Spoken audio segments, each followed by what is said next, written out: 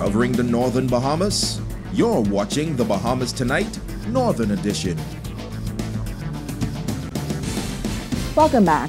Next week will be celebrated as Consumer Education Week throughout the country. The theme, Trusted Smart Products. Here on Grand Bahama, there are a number of activities planned, and there will be an exhibition of smart products on the ground floor of the Harold de Gregory Complex, as well as daily chit-chats on ZNS 8:10 a.m. The Light. Chief Price, Inspector of the Consumer Affairs Unit on Grand Bahama, Reno Smith, is encouraging the community to get involved. These being smart, trusted products. We want people to know the ill effects and the positive side effects of trusted smart products. We know that there are many items, beginning with phones, tablets, televisions. We now have Siri and what is that other one? Alexa in the country. And so we need people to be aware of the good and the bad. There are a number of partners involved. Senior Alive champion Talia Davis says Alive will have a number of products on display, while Deputy Chairman of the Consumer Protection Commission, Stephanie Ferguson, says this week it's all about educating consumers. Forums like these, put on by the Ministry of Labor, allows companies like ours to interact directly with our consumers. We can hear from them, their issues, what they expect from companies like ours as it relates to technology. Moreover, it allows us to teach and introduce innovative products and services that they may or may not be aware of. So we want consumers to go out there and educate themselves, make sure that they're using smart products properly. Right now we are entering into a era whereby our homes are going to become smart. The cities are becoming smart cities. So everything, even right now at GB Power, we're able to pay through a kiosk in the front, which we've never done before. So a lot of people who are not tech savvy need to learn how to adjust and how to come into the 21st century. Now, the week will culminate on Friday, March 15th, which is International Consumer Rights Day, with a short ceremony on the ground floor of the Harold de Gregory building at 10 a.m. The Minister of Labor, the Honorable Dion Folks, is expected to be in attendance. Switching gears now, an environmental project underway targeting schools. The overall objective is to train youngsters to be better stewards of the environment. Megan Shepard takes a look. Countries around the world are studying the effects of pollution and waste on the world in which we live. As the government of the Bahamas moves to promote more environmentally friendly policies, founder of Earth Care, Gail Woon, is also doing her part to make a difference on Grand Bahama. She says that she is currently seeking funding and sponsorship to implement a zero-waste project in schools across the island. It involves reducing, reusing, recycling. The main gist would be trying to get a school centered as a recycling repository for bottles and cans, and then in the same token we'd be encouraging the students to compost, so we'd have a compost area, and then each school would have a garden, an urban garden, and then whatever vegetables or produce are grown in the garden we would give to needy people, and then if there's any left over, then sell that in a market on the Saturday and then put those funds back into the program. Now, Woon says the program will also implement the reduce, reuse, recycle, and refuse principles. As it relates to the refuse aspect, Woon says that students will survey restaurants and similar establishments to find out how much disposable items, such as containers, forks, spoons, and knives, they distribute on a monthly basis. And then the kids would do posters of all the reasons why we shouldn't be using those one-time use plastics and what the ramifications of that is, and then we post those and hopefully over a period of time go back to the institution and find out if they've reduced the amount of plastics that they're giving out. So say a tourist or someone who lives on the island goes to a restaurant and gets takeout,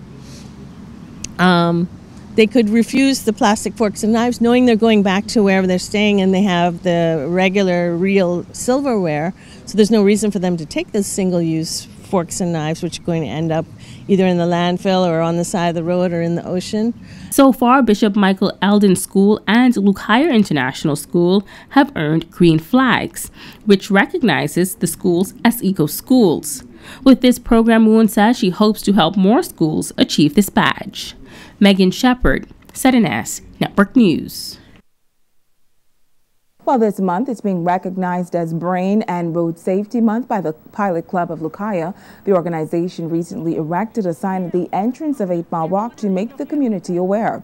President Betty Smith says it's important for the community to understand the importance of safety. Erecting one of the sign is one of my president's initiative to bring more awareness to brain safety to the West District of Grand Bahama, which is known as one of the largest districts in Grand Bahama.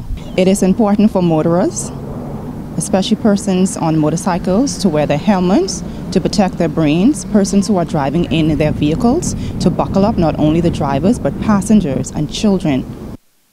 Member of Parliament for Central Grand Bahama, Ira Lewis, is also partnering with this organization.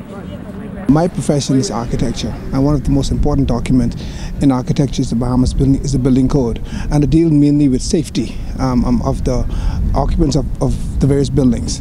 When the Road Traffic Act was established, it was also established for the purpose of regulating how we use motorized vehicles, whether it's bicycle, motorbikes, scooters, or vehicles. Again, it's to regulate and ensure that those tools are properly used. By erecting this sign here, it is a reminder that we are to follow those rules, that we are to be aware of the speed zones, of the speed limits, depending on the zone that you're in.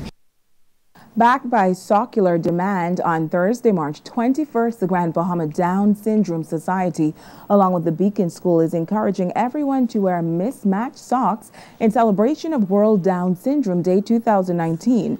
Rock Your Socks is an initiative they say not only shows value and acceptance, but love to those in our community living with Down syndrome. President of the GB Down Syndrome Society, Wendy Hanna, explains.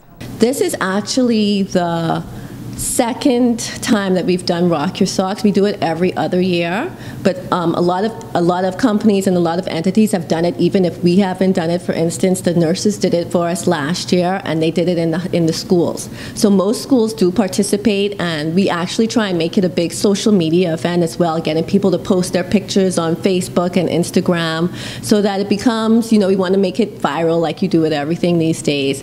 And so we're asking people when they wear their socks to take pictures, post them so that we can see the impact right away. But if you don't have your socks, no need to worry. The Grand Bahama Down Syndrome Society is selling socks at just $5 a pair. Hannah says the proceeds from the sales will go toward a therapeutic summer camp for children with special needs. It's quite a costly initiative because we have to bring in therapists from either Nassau or the United States because we don't have them locally. And this is therapy for children with special needs is very critical. It helps with their speech development. Many children with Down syndrome and special needs in general have developmental delays, so they need help with physical, gross motor skills, fine motor skills, speech skills. So that during the summer, we try and give that to them in an intense program. Down syndrome, a lifelong condition where babies are born with an extra chromosome, affects both their mental and physical development. Socks will be on sale every Wednesday and Thursday until March 21st. You can find them in the Beacon School Sheltered Workshop from 9 a.m. to 3 p.m.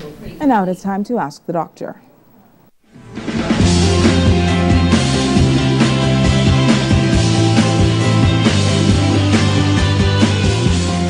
Hi and welcome. I'm Dr. Monique Pratt. Judy T. from Nassau asked, my friend told me that he has severe muscle pains for the past 2 days after lifting weights at the gym. Should he see a doctor? Thank you for your question. It seems that your friend might have overworked himself at the gym, and some muscle injury and strain might have occurred. It is possible that he may have a condition known as rhabdomyolysis. This is a serious syndrome due to direct or indirect muscle injury.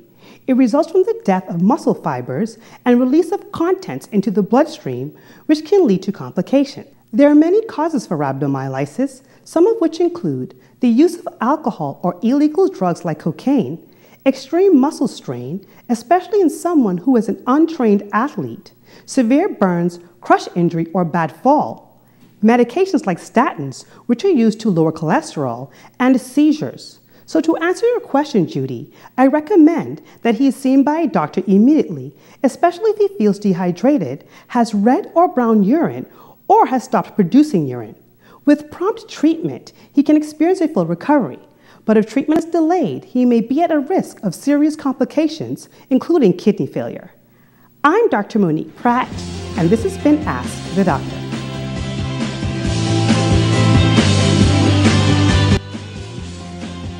Stay with us. Jay Philippe has a check on sports when we come back.